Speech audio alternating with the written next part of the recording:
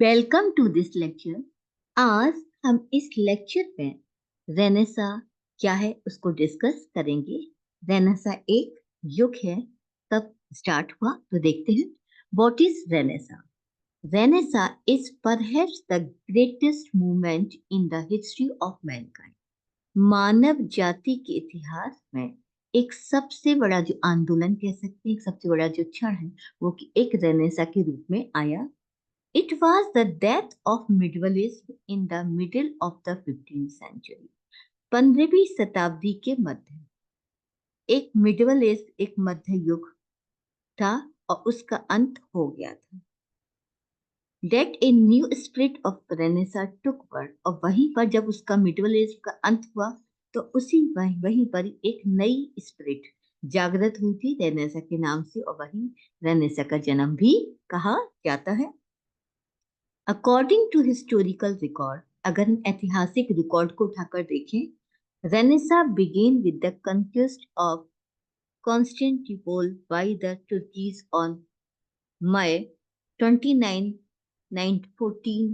1453। तो 1453 को मई में तुर्क लोगों के द्वारा कॉन्क्विस्ट को जीता गया था। वहीं से रेनेसा की आरंभ भी हो गया था।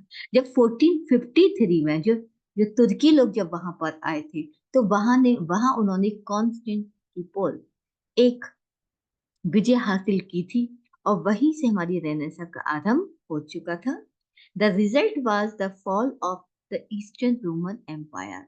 और परिणाम ये हुआ कि जो हमारे पूर्वी जो रोमन एम्पायर था, रोमन जो साम्राज्य था, द फॉल यानी उसका पतन हो गया, यानी किसी का अंत तो किसी का आरंभ। It forced a number of scholars to fly to Italy. और इसी आंदोलन ने क्या थे, एक ऐसा फोर्स किया जो हमारे विद्वान लोग थे, जो स्कॉलर्स थे अच्छी खासी संख्या में, उनको इटली जाने के लिए दबाव डाला गया। यानी जब रोमन एम्पायर, जो ईस्टर्न रोमन एम्पायर था, जब उसका पतन होने लगा, तो इसी पतन ने बहुत सारे विद्वान को इटली जाने के लिए मजबूर कर दिया था। These scholars took their Greek and Roman books and literature with them.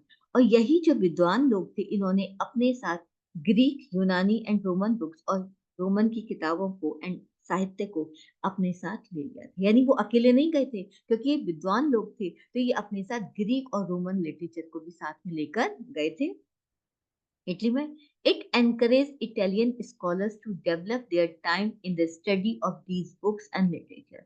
और ये उत्साहित हुए कि उन्होंने इन इटालियन स्कॉलर्स, यानी ये अपने साथ इटालियन स्कॉलर जो विद्वान थे, उन्होंने अपने समय को इन किताबों को और लिटरेचर को पढ़ने में बिताया। यानी कहने का मतलब है कि जब स्कॉलर्स अपने साथ ग्रीक और रोमन लिटरेचर को साथ में लेकर के गए और वो इटली पहुंच गए, तो है ना फ्लाइट टू इटली, तो जब ये विद्वान इटली पहुंचे तो अपने साथ ग्रीक और रोमन बुक्स को, लिटरेचर को लेकर के गए।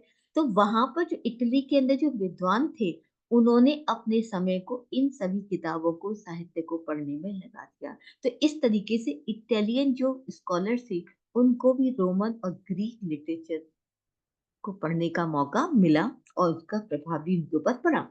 It enabled Italian scholars like Petrarch to study philosophy and literature of Plato, Aristotle, Cicero, Virgil and Ovid.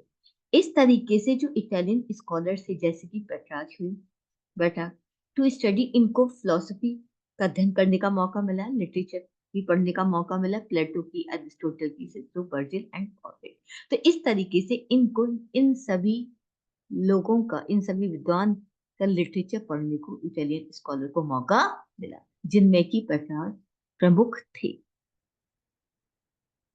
Renaissance means rebirth. Renaissance का मतलब होता है पुनर्जन्म।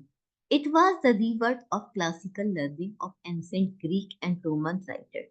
इस तरीके से हम कह सकते हैं ये पुनर्जन्म था किसका, क्लासिकल लर्निंग, क्लासिकल की चीजों को सीखने का, एंसेंट ग्रीक यानी जो ग्रीक और रोमन के जो राइटर्स थे, प्राचीन जो ग्रीक, यूनान और जो रोमन के लेखक थे, उनकी लर्निंग को सीखने का फिर से मौका मिला। क्योंकि जब वहां के स्कॉलर्स इटली की तरफ चले गए, इटली की तरफ चले गए तो इटालियन के लोगों को, और वो अपने साथ ग्रीक और रोमन लिटरेचर को साथ में लेके आए थे, उनकी बुक्स को साथ में लेके गए थे। तो इस तरीके से फिर से ग्रीक और रोमन राइटर्स को लोगों ने पढ़ना शुरू कर दिया, नहीं फिर से उनका जन्म हो गया उस पतन के बाद। दस रेनेसा बिगिन इन इटली, इस तरीके से रेनेसा का जन्म कहाँ हुआ? इटली में हुआ, which became a centre of Greek study and classical culture, और यही एक सेंटर भी बन गया था ग्रीक अध्ययन का और क्लासिकल कल्चर का। अब लोग क्लासिकल कल्चर को समझने लगे और उसका अध्ययन करने लगे थे। It gave a rise to a new conception of man and life termed as humanity, और इसी ने नई एक धारणा दी थी व्यक्ति को, एक जिंदगी को, वो टर्म थी ह्यूमैनिटी। यानी इसी ग्रीक लिटरेचर ने, रोमन लिटरेचर ने, रोमन कल्चर ने लोगों के मन में एक नई भावना को जागृत किया, एक नई टर्म को जागृत किया, जिसको कि हम ह्यूमनिज्म के नाम से जानते हैं, मानवतावाद के नाम से जानते हैं। This humanism is applied to the revival of classical literature. इस तरीके से ह्यूमनिज्म जो टर्म है उसको क्लासिकल लिटरेचर के पुनर्जन्म के रूप में, रिवाइवल के रूप में जाना जाता है। तो ह्यूमनिज्म है क्या? क्योंकि अगर हम देखते हैं कि हम किसी भी कंट्री में आते हैं, ह्यूमनिज्म टर्म किसके लिए अप्लाई की गई, तो हम सीधा आंसर हमारा यही होता है कि क्लासिकल लिटरेचर के रिवाइवल के लिए ह्यूमनिज्म टर्म का इस्तेमाल किया गया है। But the movement was not confined to any one department of human activity. लेकिन हम ये नहीं कह सकते कि जो मूवमेंट है, जो आंदोलन हुआ था वो केवल ह्यूमन एक्टिविटी के एक ही डिपार्टमेंट के लिए हुआ था, नहीं। इसमें बहुत सारे डिपार्टमेंट को इंक्लूड किया गया था, क्योंकि जब हम ह्यूमनिस्ट की बात करते हैं, ह्यूमनिटी की बात करते हैं, मानवता की बात करते हैं, बहुत सारे चीज, बहुत सारे डिपार्टमेंट, बहुत सारे इश्यूज इसके अंतर्गत इंक्लूड होते हैं। अकॉर्डिंग टू क्रिटिक्स, आलोचकों के अनुसार, before Renaissance man was blind, Renaissance से पहले मनुष्य क्या था? अंधा था। बीइंग लॉस्ट इन सुपरस्टिशंस, वो अंधविश्वास में खोया हुआ था। Now he opened his eyes, अब उसकी आंखें खुल गई थी, and discovered himself as well as the unit, अब उसने अपने आप को खोज लिया था, अपने आप को समझ लिया था, और उसने वो ब्रह्मांड को भी जानने लगा था। यानी एक ह्यूमैनिटी की तरफ उसने अपना पहला कदम बढ़ा दिया था, जहां उसने अपने आप को भी समझा और चीजों से। वहीं पर एक हमारी प्रिंटिंग प्रेस भी आई। तो अब ये देख सकती है, हमारी प्रिंटिंग प्रेस है जो उस वक्त सबसे पहले इस्तेमाल की गई थी रेनेसा के टाइम पे, जो विलियम कॉक्सटन था उसने।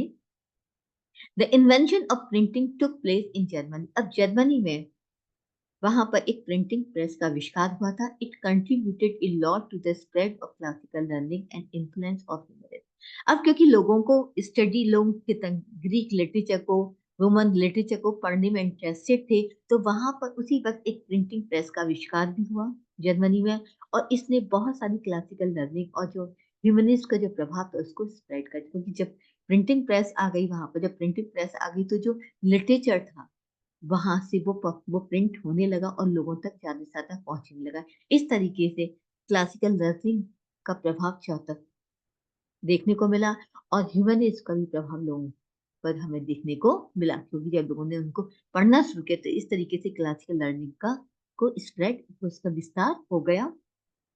Renaissance attended full maturity in England in the 16th century, लेकिन जब 16वीं शताब्दी का आरंभ हुआ तो वहां पर इंग्लैंड में रेनेसा ने अपनी फुल मैच्योरिटी को प्राप्त कर लिया था। William Caxton establish the first printing press in England इन 1476। 1476 में विलियम कैक्सटन ने सबसे पहली प्रिंटिंग प्रेस इंग्लैंड में लगाई थी। अब होता कभी ये भी क्वेश्चन आता है कि सबसे पहली प्रिंटिंग प्रेस किसने लगाई थी और कब लगाई गई थी? जवाब है 1476 में इंग्लैंड में लगाई थी, वो भी विलियम कैक्सटन के द्वारा। ही वॉज ए ट्रांसलेटर, वे साथ में ट्रांसलेटर भी थे। His English translation of French romances attracted public to reading, which contributed to the flowering of Renaissance in England। उनका जो इंग्लिश ट्रांसलेशन था वो अक्सर फ्रेंच के जो रोमांसेस होते हैं उसको उसका उन्होंने इंग्लिश में ट्रांसलेशन किया था, और जिसको कि पब्लिक ने काफी पसंद किया, पब्लिक ने उसको रीड भी किया, विच कंट्रीब्यूट, इस तरीके से इंग्लैंड में रेनेसा का जो फ्लावरिंग थी, यानी रेनेसा फलने फूलने लगा। इस तरीके से चीजें रेनेसा के युग में, कि रेनेसा का में हमने जाना कि मीनिंग क्या है, रीबर्थ है। तो ह्यूमनिज्म का मीनिंग क्या है, ये किस लिए अप्लाई किया है? वो अप्लाई किया गया to the revival of the classical literature के लिए रिवाइवल किया गया है। ह्यूमनिज्म क्या था? जब रोमन बुक्स और रोमन लिटरेचर को, ग्रीक बुक और ग्रीक लिटरेचर को जब लोगों ने पढ़ना शुरू किया तो वहां एक ह्यूमैनिटी की फीलिंग्स वहां पर जागृत होने लगी थी। सबसे प्रिंटिंग प्रेस वी विलियम कैक्सटन के द्वारा 1476 में अप्लाई की गई, बनाई लगाई गई थी, और लोगों ने वहां पर फ्रेंच रोमांसेस का इंग्लिश ट्रांसलेशन कर, क्योंकि ट्रांसलेटर भी थे, उनका ट्रांसलेट करके लोगों तक पहुंचाया, तो पब्लिक इसको पसंद भी करने लगी थी। इस तरीके से धीरे धीरे इंग्लैंड में रेनेसा का आरंभ हो गया था। और रेनेसा युग में कुछ पेंटिंग्स भी लोगों ने बनाई थी, तो कुछ पेंटिंग्स देखिए यहाँ पर, ये रेनेसा के टाइम की पेंटिंग जो बहुत ही ज्यादा पॉपुलर थी। तो इस तरीके से उम्मीद करती हूँ आपको ये लेक्चर समझ में आ गया होगा कि रेनेसा क्या है और रेनेसा का मीनिंग क्या है और रेनेसा के युग में क्या क्या हुआ।